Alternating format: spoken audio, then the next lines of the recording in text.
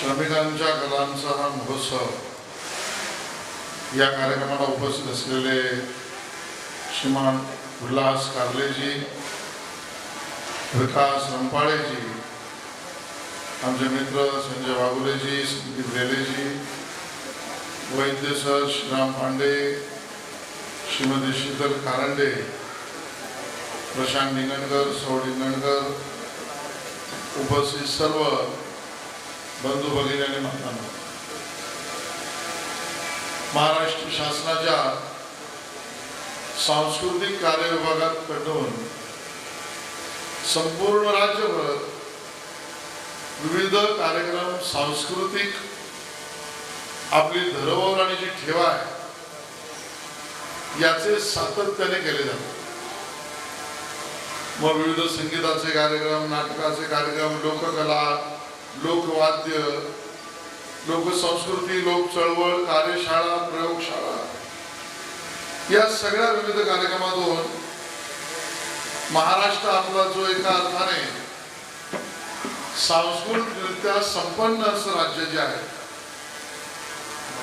यातना ज्या लोककला लुप्त होत चालल्या आहेत त्यांना पुनर्जीवित करणं, अन्य लोककलांना मानाचं स्थान निर्माण करून देणं आणि संपूर्ण राज्यासमोर आणि देशासमोर पुन्हा एकदा आपला उन्नत, संपन्न असं आपलं राज्य पूर्ण देशासमोर ठेवलं जाणं, या एकमेव उद्देशाने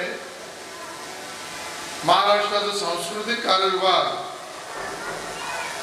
हे अतिशय उत्साहामध्ये आणि प्रामाणिकपणे काम करतात.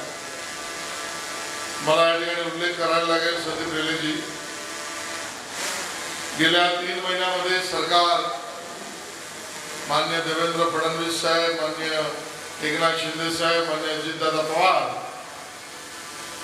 यांच्या नेतृत्वात काम करते आणि मला माननीय देवेंद्रजींनी सांस्कृतिक कार्य विभागाची विशेष जबाबदारी दिली. तर गेल्या 80-85 दिवसामध्ये आपण राज्यभरामध्ये या 80-85 दिवसात 170 कार्यक्रम केले. 170 जवळजवळ दिवसाला 3 कार्यक्रम या संस्कृती वर्धनाचे,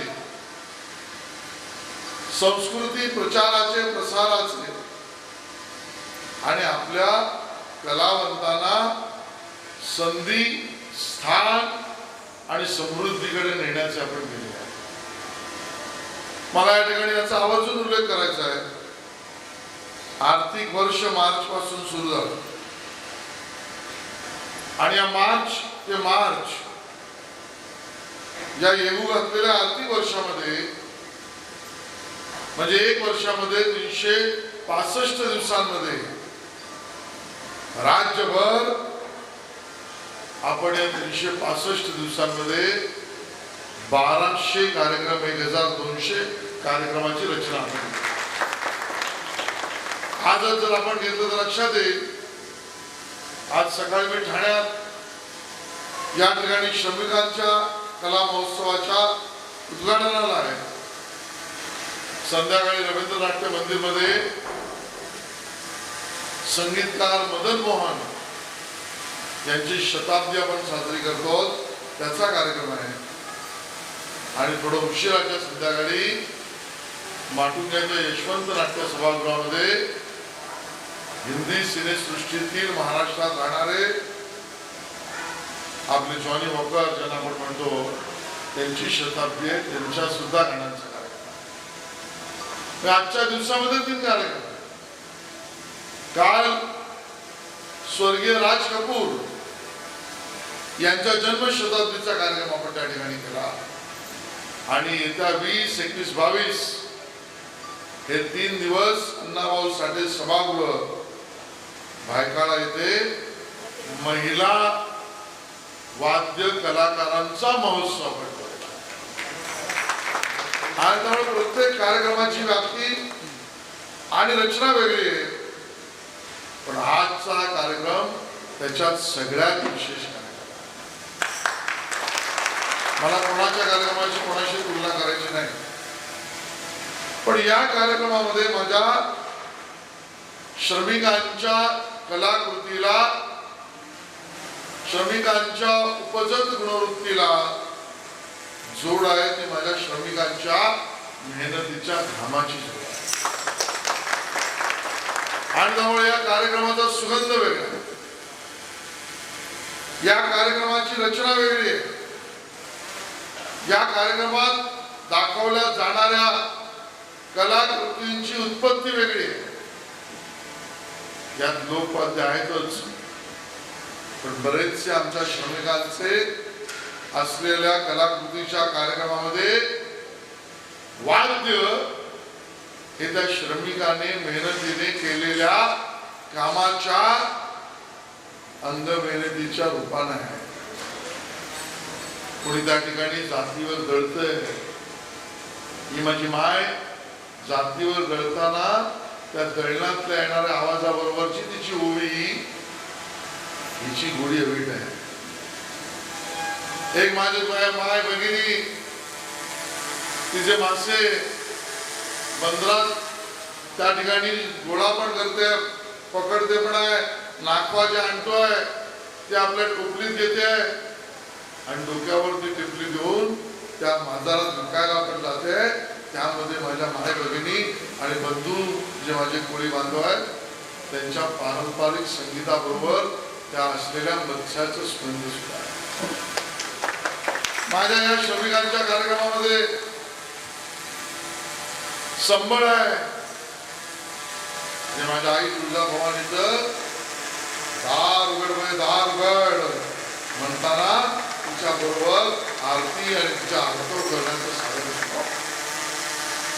आणि म्हणून या पद्धतीने माझा आदिवासी बांधव आहे त्याने निर्माण केलेलं तारपा नृत्य आणि त्याबरोबरच लोकवाद्य जे आहे त्यातला निघणारा ध्वनी हा उदात्त अनुदात्त अशा स्वरूपाचा आहे.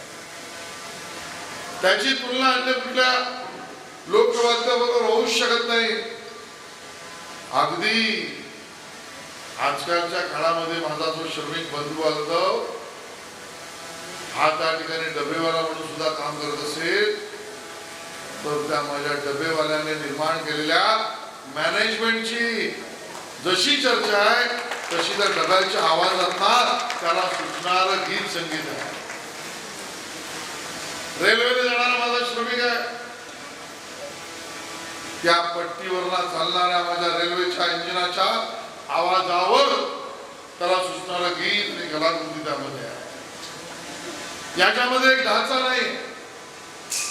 आणि अशी माझ्या श्रमिकांची कला जी संस्कृती आहे ही विदेशातल्या कित्येक लोकांनी कित्येक डॉलर खर्च केली तरी निर्माण होऊ शकत नाही ही कलाकृती. आणि म्हणून सुगंधही आहे, नवीन वाद्यही आहे, त्याची उत्पत्ती वेगळी आहे, त्याची कल्पना सुद्धा वेगळी आहे. आणि म्हणून ही जपली पाहिजे, ही वृद्धिंगत केली पाहिजे, ही लोकांना समजली पाहिजे, हे पुढच्या पिढीलाही समजलं पाहिजे. आजचा श्रमिकांच्या कलांचा महोत्सव हा पुढच्या पिढीपर्यंत नेणं ही आपल्या सगळ्यांची जबाबदारी आणि विशेषतः मंचावरच्या लोकांची आहे. मी त्या ठिकाणी विकास पासून वाघोलेपर्यंत सगळ्यांना सांगेन की आपण या 2 दिवसामध्ये या सगळ्या ठिकाणी असलेल्या माझ्या नवीन पिढीला इथे आणण्याची गरज आहे. त्यांच्यापर्यंत पोहोचणं आवश्यक आहे. नाहीतर आता ChatGPTचा जमाना आहे, दुसरं खातं माझ्याकडे माहिती तंत्रज्ञान पण आहे. आणि मग ChatGPT वर AI मध्ये जा, त्याला सांगा मला एक ट्यून बनवून दे, तर ट्यून तो बनवून देतो, पण ती कृत्रिम असते. ही सक्रिय आणि सृजनशील सजवीत असलेली ट्यून ही माझ्या श्रमिकाला आमच्या वारकऱ्यामध्ये या सगळ्यामध्ये माझ्या पोटाबरोबर माझ्या देवाची आर्जव करण्याची शक्ती सुद्धा माझ्या श्रमिकांच्या कलाकृतीमध्ये. आणि म्हणून हा महोत्सव आज या ठिकाणी संपन्न होतोय याचा मला खूप आनंद आहे. मी आपल्या सगळ्यांना मनापासून शुभेच्छा देतो आणि विशेषतः ठाण्यात ठेवला याबद्दल सुद्धा मला आनंद आहे. कारण हे ठाण्यामध्ये मोठी नेतृत्वाची परंपरा मोठी आहे. आमच्या रामभाऊ माळगी रामभाऊ कापसेपासून आता आमचे सन्माननीय उपमुख्यमंत्री जे लोककला लोकपरंपरा आणि जनतेच्या ठोक्यावर स्वतःच्या मेहनतीच्या कामाची सांज उभारणारा नेतृत्व म्हणजे एकनाथ शिंदे साहेब. आणि म्हणून या ठाण्यामध्ये हा कार्यक्रम त्या ठिकाणी होतोय याचा मला खूप आनंद आहे. मी सगळ्यांना शुभेच्छा देतो आणि ते थांबतो. जय हिंद, जय महाराष्ट्र.